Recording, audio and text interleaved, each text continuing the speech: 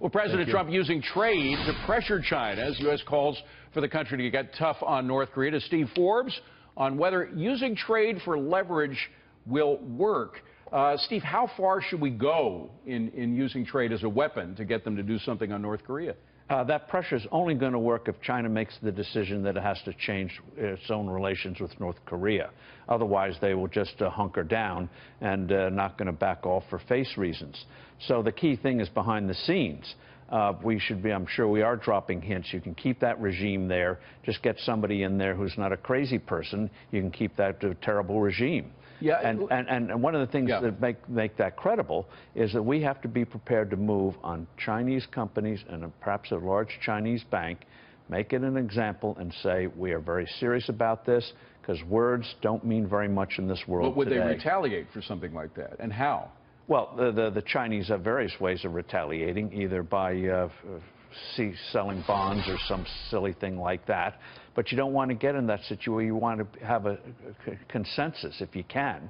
And if there isn't one, you create the conditions for one, which comes from hitting Chinese companies, Chinese banks, and perhaps even interdicting North Korean freighters that are carrying, we believe, illicit material. That would send a message without going over the line. Quickly, last thought on China, though. You know the Chinese very well. You go there all the time. Forbes has an edition over there and everything.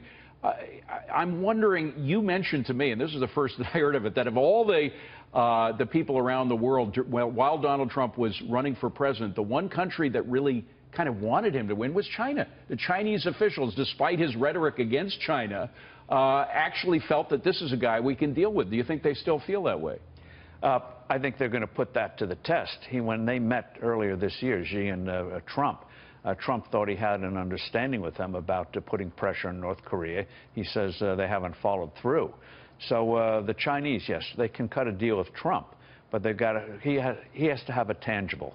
He has to be able to say, okay, we got the North Koreans to do something they never would have done. And one of the things we should be emphasizing now in this whole crisis is, unlike times in the past, there's no way we're going to pay North Korea anything to comply with anything. Right. We've tried that, been there, done that. It doesn't work. I got to ask one last comment about Charlottesville, because as we were coming in, we were talking about how the press and the Democrats, probably led by the press, no matter what he said, they were going to somehow find a way to blame him for the riots that happened there. What do you think of that? Well, since they knew that that was going to happen, unfair though it would be, they should have let off with the statement, as people should have let off the statement that he did today.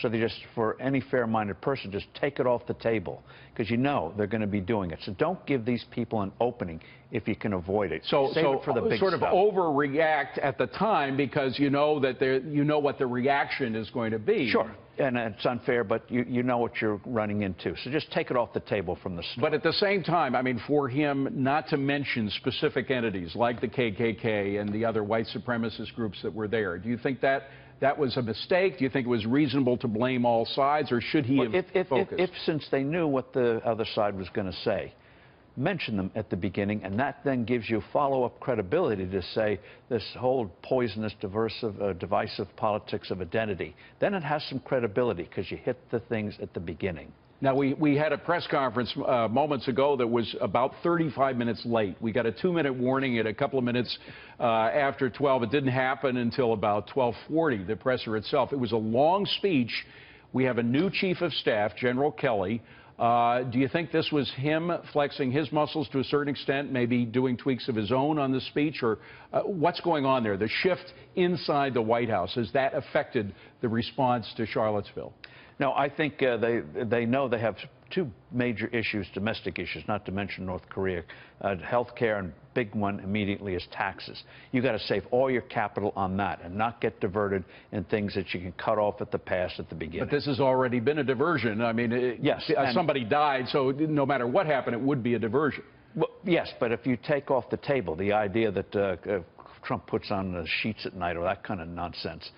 Take it off the table at the beginning so fair-minded people can say, hey, they're overreacting, instead of giving them any kind of opening. It's unfair, but that's the world you live in, so you got to deal with it. You'd be a good chief of staff, Steve. Oh, don't do that to me. A lot of people thought he'd be a great president, by the way. The man who ran for president probably should have won as president of the United States. But Steve, thank you, David. At least we have you on Forbes on Fox. Yeah. Every Saturday morning. With a great host, yes. Thank you. Steve Forbes, the best.